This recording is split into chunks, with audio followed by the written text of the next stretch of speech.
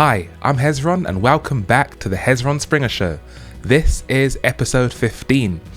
Let's start off the show by talking about rich kids. Listen, in this world, people will be born with different privileges. One of them is rich, okay? It's not your fault where you're born into or which family you're born into, but it's your fault where you're going to end up. But there's other privileges outside of just money though.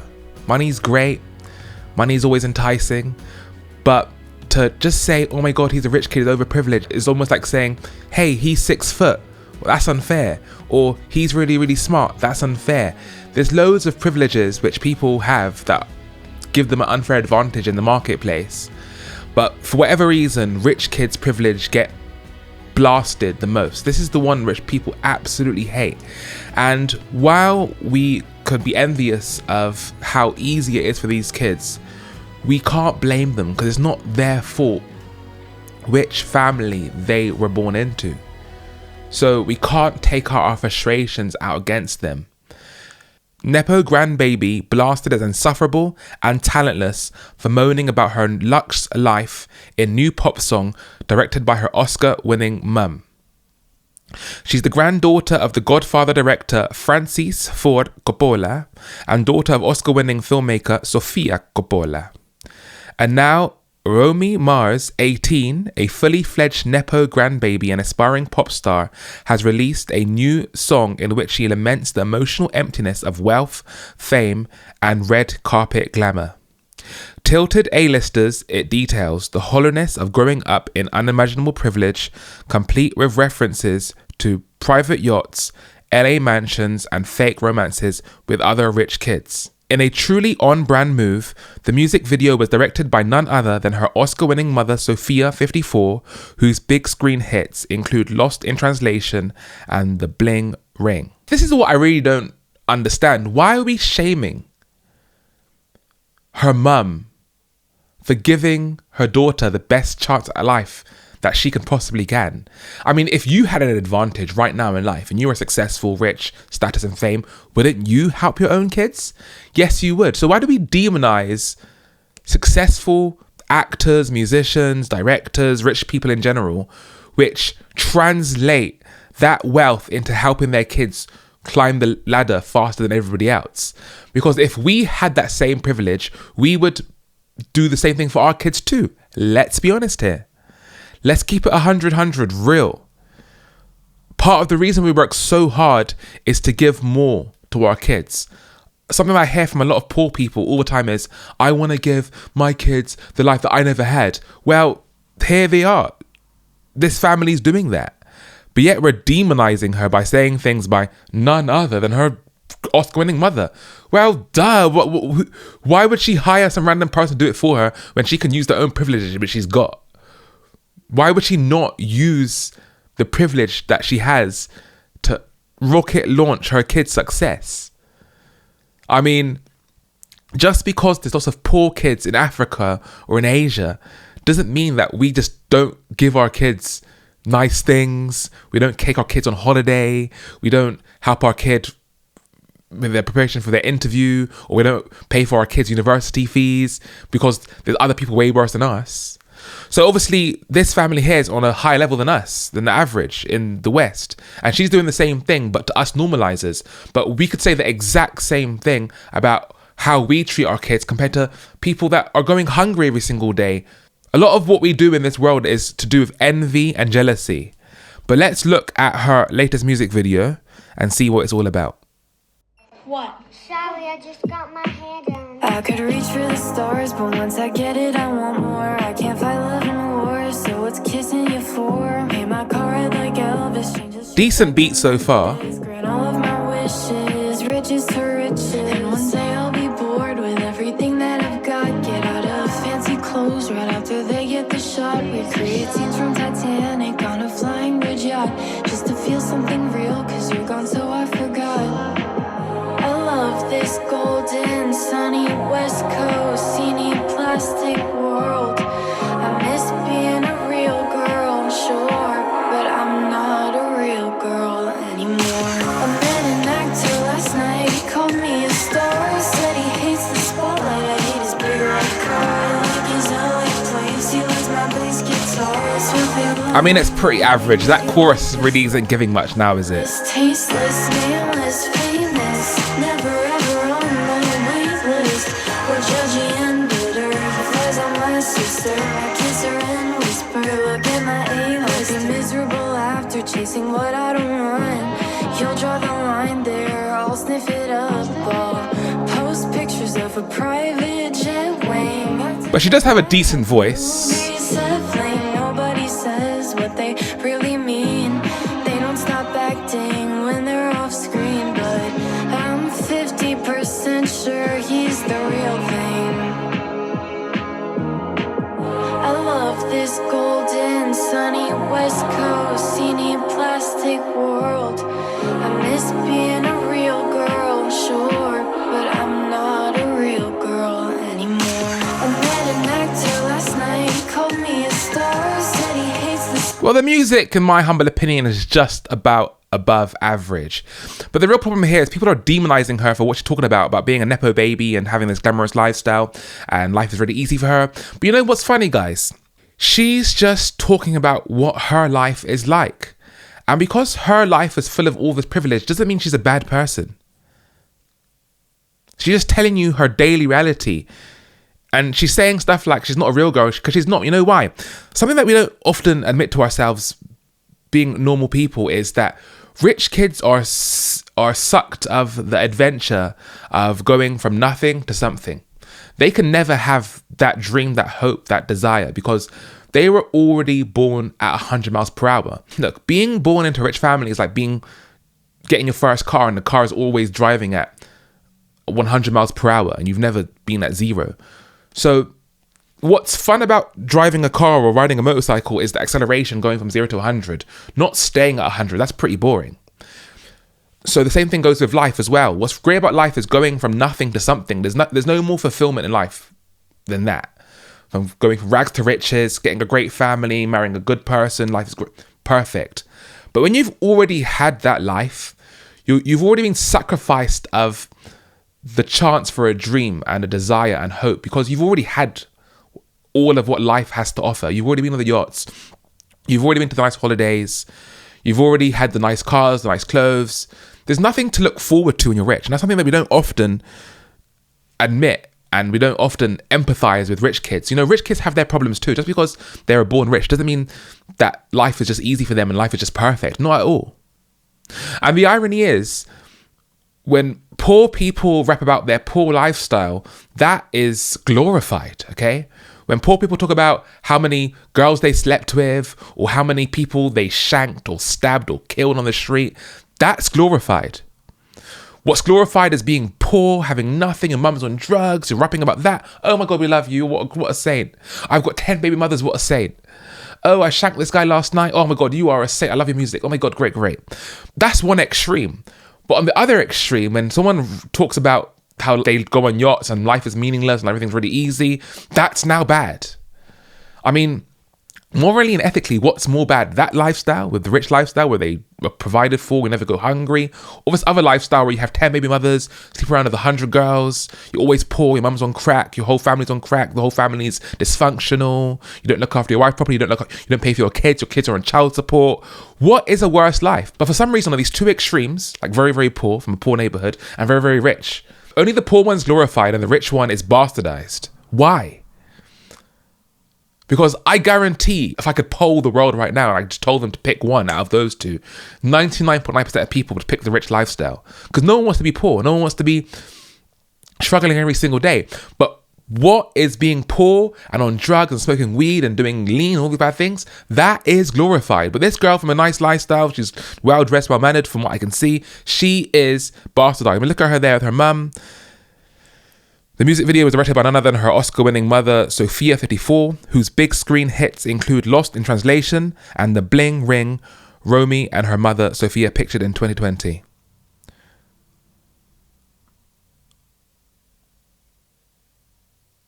Grant all of my wishes, riches to riches, and one day I'll be bored with everything that I got.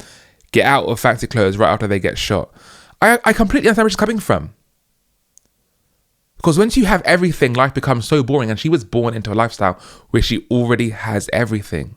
And while some have praised her for being self-aware or meta, others see it as a tone-deaf example of a celebrity offspring using their connections to produce content that ultimately flaunts the very privilege it claims to critique. What she's really saying is that being rich and being born rich isn't all it is cracked up to be. It's actually quite meaningless. And a lot of times poor people say that the rich have no empathy. But I would often say that the poor people have no empathy for being rich, okay? Because most rich people can have empathy for poor people, because most rich people, guess what? Were born poor. They were born normal. Most millionaires are self-made. So there's more rich people out there that understand the struggle than there are struggle people that understand rich. Let's be honest. It's hard for us to understand what it's like to just live in a lifestyle where you have private jets, car at 18, whatever car you want, Germans, nice clothes. That's hard to understand. But from what I've seen in my anecdotal life, more rich people can understand poor people than poor people can understand rich. That's what I've seen. Because more rich people were poor at some point in their life. She said of her parents, she said of her parents' ban on public social media, they don't want me to be a nepotism kid. I get that. I understand why they don't want her social media, because you get demonized for being successful. The irony is that we all talk about this American dream and becoming successful, but once we actually achieve that, the public wants to make you feel bad for looking after your kids and using your connections. I mean, what else are you supposed to do? Are you...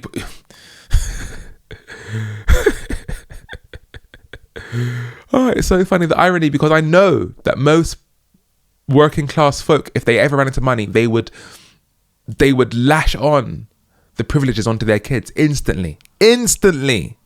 She was scouted for Marc Jacobs beauty at just 13 years old and regularly appears at fashion weeks, film festivals and museum galas where her surname guarantees a front row seat.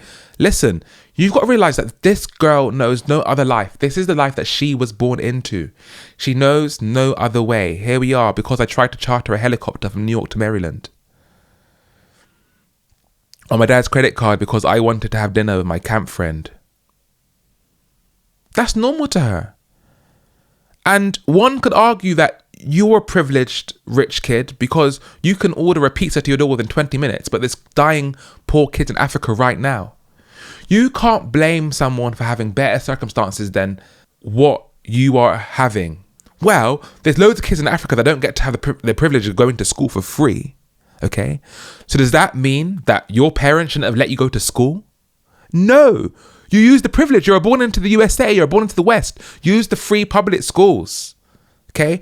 Just because kids in Africa do not have that privilege doesn't mean that you just say, oh gosh, I'm not going to give it up. The same way, just because most kids in the world aren't able to use their credit card to go on yachts and helicopter rides from Manhattan to the airport, doesn't mean that she should give it up. She has the privilege. Let her use it. I mean, are we supposed to become successful? Not to use and make use of what we have? But obviously, once it gets to the point where she is now taking the mick out of people that don't have what she has, that's a problem. But so far, I haven't seen that from her. Carrington Starlight from Toronto, Canada says, maybe try working a 40-hour work week, sweetie. See how the real world lives. Well, I mean, she doesn't need to live that life though. She doesn't need to, okay? I could easily say to this Carrington Starlight in Canada, why don't you learn how to live on $2 a day? See how the rest of the real world lives, because most people don't live on American salaries. Her mother is a Nepo baby. She's a Nepo baby. This is the top rated comment here. I mean, what is the problem with that though? What is the problem with that? What is the problem with, at the beginning of the generation, one member of the family becomes very successful and then he passes that on to the next generation? We talk about generational wealth, but here it's like, that's a bad thing. And I'll be honest, guys, I'm not saying that I sometimes don't feel envious of not having what they have. Of course I want what they have. But I also cannot blame them at the same time for having what they have. It's a natural order of things. If you were born into a rich family, what, are they supposed to throw you on the street and make you poor? Personally speaking, I won't be giving my kids total privilege. I'll give them a tiny bit. And especially once they reach 18, I'll strip that right back. But I can't criticize any family for working hard their entire life, becoming successful, and then passing that on to their kids, their grandkids, and so on. I'm not saying that I support her music or I like what she's doing. I'm just trying to make a balanced argument. Are we really talking from a place of facts, or are we talking from jealousy and envy? Are we just raging out because we never had what she had? Because really and truly, what is she doing wrong? Okay, she's getting ahead with her surname. What's the problem with that? I mean, in my church, my family has a great reputation. I use that for my advantage. Now, is it as great as her? No, but of course, I use my family name and my family status to get ahead. How else would I play it? I mean, would I just throw it away? All in all, guys, I just want to give a balanced view on both sides. Let me know your comments about this down below. Something we don't talk about nearly as much as we should do is men going bald and the effect it has on their mental health. I've seen so many guys lose all of their confidence purely because they're going bald. I mean, for me, I started balding properly at around 25. This was during COVID, the lockdowns. So I was going bald and I was also broke, and I was starting this new business and life was as hard as it could ever have been. Going bald and broke is not a good combination. So the stress of making more money, paying my bills, and then going bald at the same time, nuts, right? I'm not blaming my boldness towards my stress, but I'm just saying both of them is not a good thing. And for a long time, I was just so insecure about my bald head. You know, I was the guy that was wearing hats wherever he went because I just didn't want to show off my bald head. And it's hard for men to accept they're going bald because for their whole lives, they always looked at bald guys as this kind of other guy. And they've always kind of shut them off because it's I'll never be that. They don't really understand that a lot of guys will go bald at some point in their life. So for them to now actually become that bold guy, it's oh my God, my whole world, my whole life of understanding has now changed because, hey, you now are that bold guy which you always look down at. It takes a long time for men to accept their new position in life. They are now that bold guy. You have to accept that fact. But many guys just can't accept it. They can't accept that they are that bold skinhead man. And for me, I wore loads of caps. I tried to use minoxidil. I tried to use all these different things to try and keep my hair. But in the end, you know what? I just had to concede to it and accept my boldness. And I thought, during my hardest times being bold, that I would never go on YouTube ever again. I would never go on TV. I would never do anything on social media because I thought I would look so bad being bold. That's why I kept my hair the way it was, but I wore a cap to kind of hide it, or I'd do haircuts to kind of hide it, even though it never really worked, to be honest with you. I really thought my life in that way had come to an end because I couldn't accept the perception of myself as being that bold man. But one day, however, I said, you know what? I had enough of this. Let me just take the full length now, and let me just go fully bold. So in the community of being bold guys, there's this thing about actually shaving your head fully off and going for that big leap. And it's so hard for so many men to take that leap because it's like giving up your last legs, and it's so hard for so many men. But I said, you know what? I'm done. I'm doing it. So I walked to the barber shop. I was like da da da da da da da da da da da da. You know that song in slow motion where they go walk to this barber shop. It's like da da da da da da da da da da da. And I got into that barber shop. And I was like, just cut it off. Just do it once and for all. Shave it bald, full bald. Here I go. Because remember, these guys at the barbershop, they had seen me going bald, but I'd always told them to kind of hide it with different types of haircuts. So for them to finally cut it off, they were like, yes, finally, Hezron, accept your fate. And I did it. And I was thinking to myself, oh my God, what's going to happen here now? I'm so scared. I hope I look good. What's going to happen? What will I look like? Because you can't really picture yourself bald until it happens. It's so embarrassing in that moment. So then they finally did it, and I looked up into the mirror hang on here, I actually look kind of good, man. I don't look half bad. This isn't too bad. I can work with this. Damn. I was going outside and I FaceTimed a few of my friends. I was like, yeah, what I look like? They're like, you look decent, you look more tidy, because when you go bald after being balding, you got patches and stuff, it just tidies up the whole face. And I was like, yeah, I do look kind of good. So after the barbershop, I had to go shopping. So I went to my local town, which was Greenford. I went on the bus to get there. As I got off the bus, this girl raised her head and looked at me and started smiling. I was like, in awe. I was like, yeah, I've still got it. The things are still into me. I was like, yeah. And instantly, I can't lie, my confidence came back. I'll be real. It took that one girl at the bus stop to give me a nice smile and actually, because I was looking fresh. My whole face just looked so smooth, like, you know what I mean? As compared to balding, like, see the way I am now, it just looks smooth. And I realized, like, damn, it's really not that deep. It's really not that deep to go bald. But so many guys take it to the nth degree and they just cannot get over it. PE teacher 31 who is obsessed with not going bald took his own life after switching to an unlicensed drug in Dubai to treat his hair loss. A teacher obsessed with not going bald took his own life after switching to a powerful, unlicensed drug to treat his hair loss, an inquest heard today. Sam Applegarth, 31, who had no history of mental health problems, hanged himself in Dubai after starting an online course of dutasteride.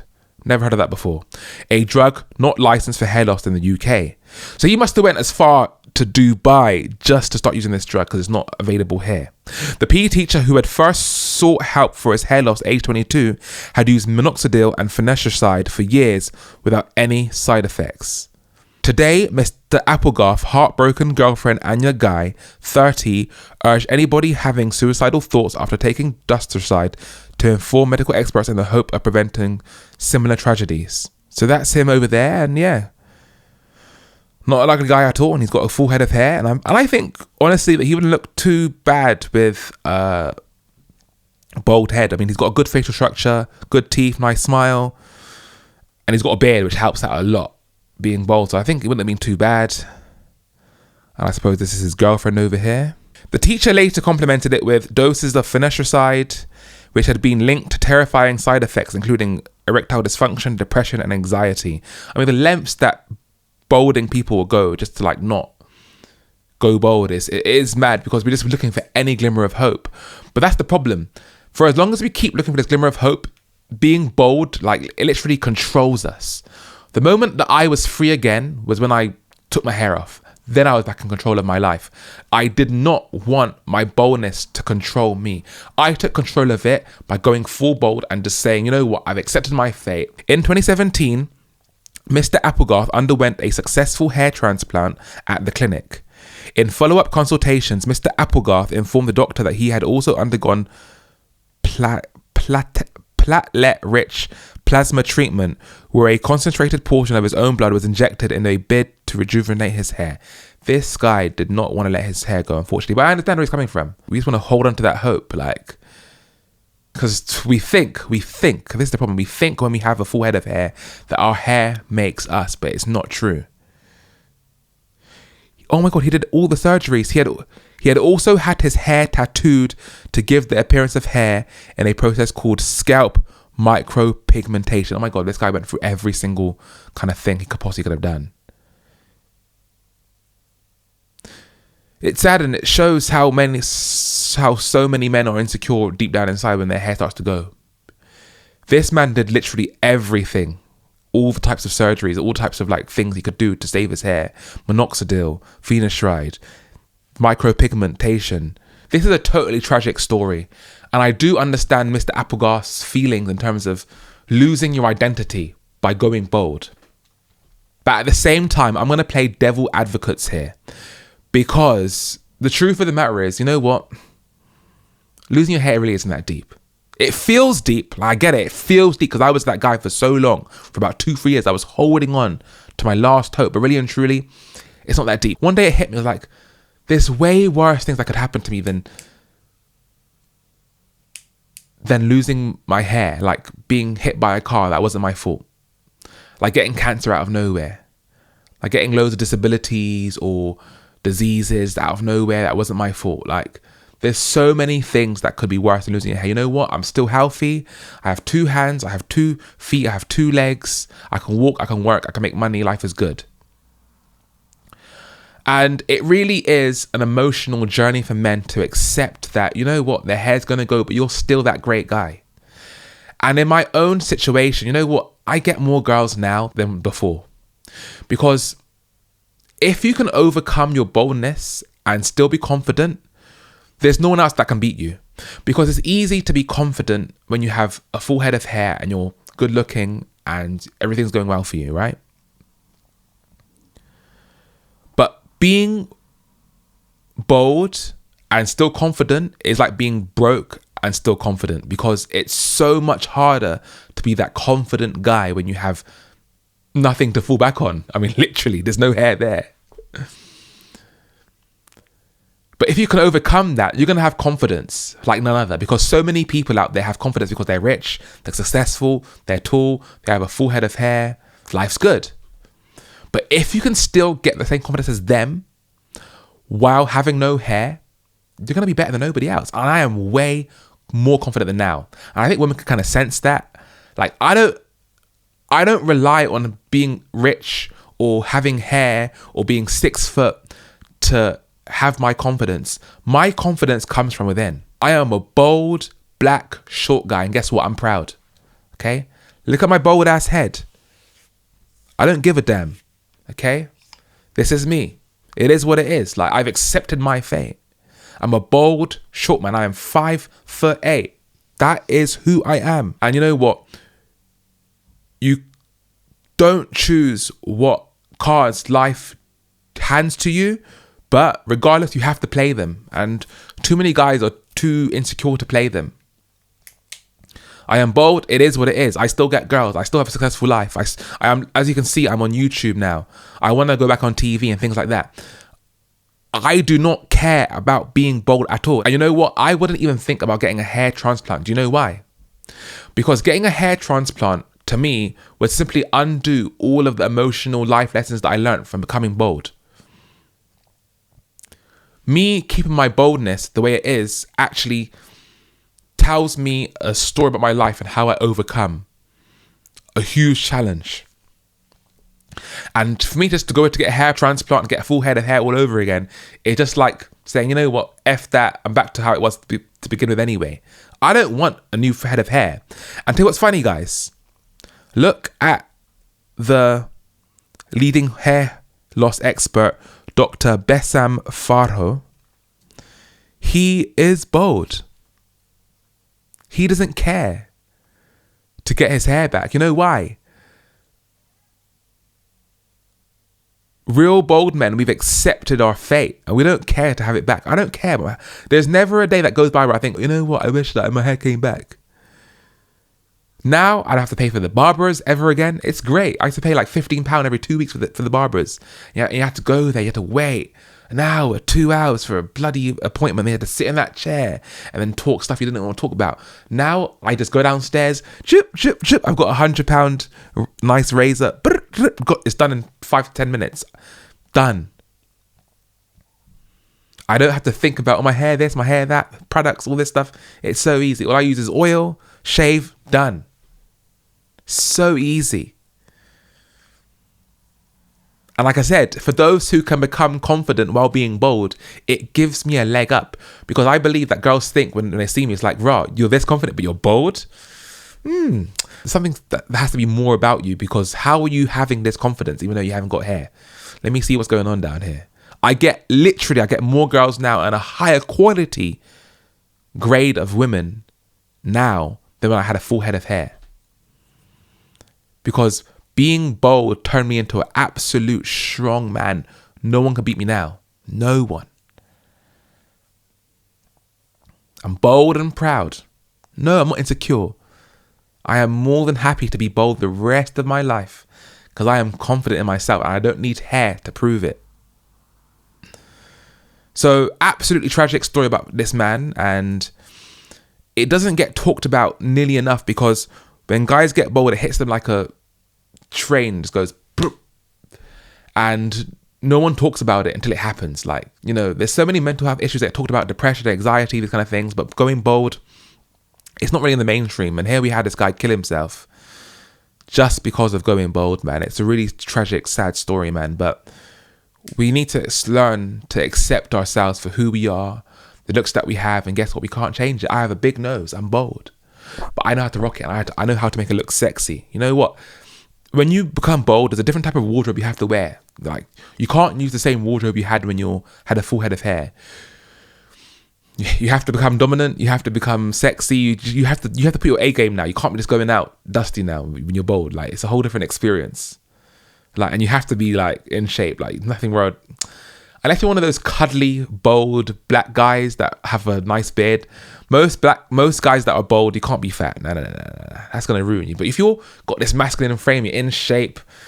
Being bold with a beard can really, really, really, really rock for you, and it can really work for you. So yeah, man, being bold, man. We got to talk about it more in the community. I'm in part of this community called R Reddit Bold, and they help me get through it. But there's so many guys out there who have lost all of their confidence just because of their hair, and we have to do something about that. So if you didn't know, only a few years ago, the normal average speed limit was like 30 miles per hour. If you're going down like a residential road, it would always be like 30 miles per hour. Very, very rarely would it be anything lower than that, like 20 miles per hour. Only like very, very, very strict residential roads would it be 20 miles per hour. And then 40 miles per hour and above would be like stuff for the A roads and for the motorways. You call it highways in America. And that was kind of normal. You know, when I had my scooter, I always thought 30 miles per hour was very fair for residential areas. But as of late, the UK have now put in this thing where they're making all the normal roads into 20 miles per hour roads. And it's caused such a problem because 20 miles per hour is just so slow. You just feel like you're creeping along going doop, doop, doop, doop, doop, doop, doop, doop, like a snail. And along with things like ULEZ and all these other kind of restrictions to the cars you can kind of drive in the UK, I really see no point in driving if you live in a built up area like London, Manchester or Birmingham. I think public transport now is way better and it's cheaper too. Cars cost so much money, and guess what? Now you can't even enjoy it because you got to go to these stupid speed restrictions. Look at this. This is from Mail Online, thedailymail.co.uk. Drivers speed in 20 mile per hour zones more than any other limit, a massive survey of motorists has found. It comes as councils across the country continue to push for blanket 20 mile per hour restrictions across their towns and cities. The poll of more than 10,500 drivers uncovered that 44% admit to breaching 20 mile per hour limits, which is more than twice as many who speed in 50 mile per hour areas. It comes as drivers are restricted to 20 mile per hour on half of London roads. Labour ran Birmingham, which already has 20 mile per hour limits for a third of its city streets, is also exploring extending the restriction across its network, while Glasgow has announced it will introduce 20 mile per hour limits on all major roads, while the Scottish government assesses whether to make it a nationwide fixture. This is just ridiculous. Especially when it's like dark outside and no one's outside. Going 20 miles per hour on these normal roads is like watching paint dry on a wall. Percentage of drivers who exceed speed limits. So you can see at 20 miles per hour, 44% of people speed. And I can see why. Because it's just far too slow. 30 miles per hour, 38%. 40 miles per hour, 24% of people speed. And ironically, at 70 miles per hour, when they get on the motorway, it goes up to 35% of people's speed. This is just nuts to me. 20 miles per hour in many urban areas is just far too slow. I mean, look, if they put that in like places like the high street where it's very busy, totally get that. But you know, there's just kind of like just average roads where you're just going past houses and there's a lot of barren land, a few gardens, a few parks you're just going past. 30 miles per hour is fine. I get on the high street where there's thousands of people, or by schools, swimming pools, leisure centres, bigger parks like Hyde Park, for example. I get that. But for most places, 30 miles per hour is crazy. And this is just another way for people to get tickets. I'm almost 30 and I've never bought a car in my life. I just think, what is the point? What is the point? They're so expensive. There's so many rules and regulations. Now it's going to be easy for them to stick a speeding fine on you because 20 miles per hour on most roads, this is just long. I'm not interested. For me in London, to get to most places, it's far quicker to go there by public transport. And more importantly, it's cheaper. It's far cheaper just to take public transport. I ain't got to worry about this bill, or MOT, or fixing up this, or servicing, and then my clutch goes and it's like rah, rah, or gets stolen or abused or vandalized. Life's good. I think we're going to a place now where there's less and less of a reason to have a car unless you live in rural areas. But if you live in Birmingham, New York, LA, Scotland, Edinburgh, there is no point of driving a car now. It's just too expensive. There's too many rules. I see no point of it no more. What are your thoughts about this? Put them down below, and I will see you in the next episode. This is the Hezron Springer Show.